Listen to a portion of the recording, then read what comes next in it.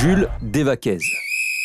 Je vais vous raconter l'histoire extraordinaire d'un des grands joueurs des années 20, Jules Desvaquez. On l'appelait Julot. Jules Desvaquez arrivait à l'OM 2 ans après Jean Boyer et Édouard Crute. Il prit immédiatement une place importante dans l'équipe. Ailier droit rapide, créateur, il constituait pour Boyer l'appui idéal pour marquer. Il inscrivait pas mal de buts, il était un peu bohème, un brin poète, mais Julot c'était la grande classe. Avec ces deux-là, Boyer et Crute, ils formèrent un trio qui fit les beaux jours de l'OM et de l'équipe de France. Desvaquez fut 41 fois international, Boyer une quinzaine de fois et Crute 8 fois. Julot avait déjà gagné la Coupe de France avec l'Olympique de Pantin en 1918, 1919 et 1921 lorsqu'il s'engagea avec l'OM.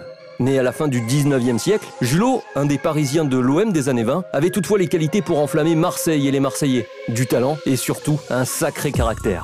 Ses démarrages brusques, ses dribbles secs et courts, sa vitesse de course extraordinaire, des qualités indéniables qui lui permettaient de changer le scénario d'un match et de retourner n'importe quelle situation.